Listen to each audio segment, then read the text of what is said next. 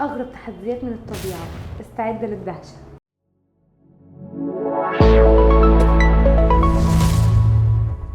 تخيل معايا تصحى في يوم على مطر مش عادي، لا مش مطر مية، ده مطر أخضر. أو تخيل في وسط التلج الأبيض في القطب الجنوبي تلاقي أنهار من النار بتجري.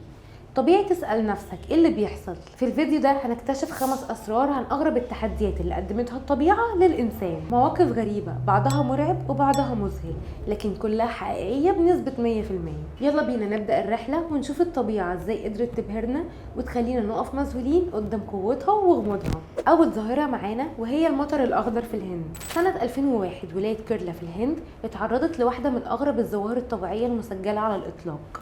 مطر أخضر. الظاهرة استمرت لمدة شهرين، وده خلى الناس تفكر في تفسيرات خرافية أو حتى فضائية. والعلماء بعد أبحاث كتير اكتشفوا أن اللون الأخضر ده نتيجة لوجود خلايا نباتية دقيقة زي الطحالب اتسربت للجو بسبب انفجار نيزك صغير في الغلاف الجوي. الغريب بقى ان في ناس لحد النهارده بتقول ان المطر الأخضر ده كان مجرد بداية لظواهر غريبة أكتر في المنطقة، وفي ناس بتربط الموضوع بالكوارث الطبيعية اللي حصلت بعدها في الهند.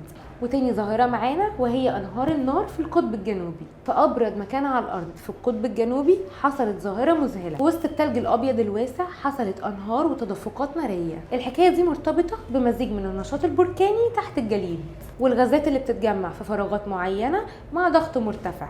الفراغات دي لما بتتفتح بسبب الزلازل أو تحركات الجليد، الغازات دي بتشتعل وبتخلق المشهد العجيب ده.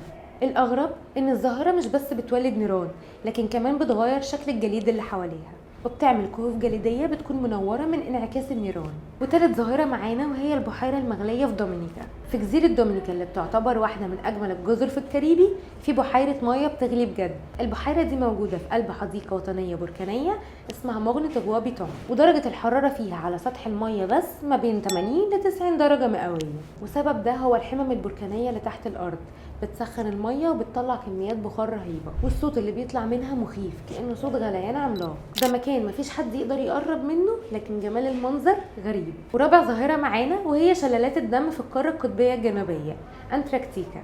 في قلب التلج الأبيض النقي بتاع القارة القطبية الجنوبية بيتدفق شلالات بلون الأحمر الغامق. الظاهرة دي اتوثقت لأول مرة سنة 1911 في منطقة تيلور جلاسير. العلماء اكتشفوا ان اللون الأحمر ده بسبب مية مليانة أكسيد الحديد اللي هو الصدأ من بحيرة مالحة مدفونة تحت الجليد. البحيرة دي انعزلت عن الشمس والهواء من ملايين السنين، وده خلاها تحتفظ بخصائصها الغريبة. الأغرب بقى ان الميكروبات اللي عايشة في البحيرة دي قادرة تعيش من غير أكسجين أو ضوء، وده فتح مجال للدراسات عن إمكانية وجود حياة في بيئات مشابهة على كواكب تانية. آخر ظاهرة معانا وهي الصحراء المزهرة في تشيلي.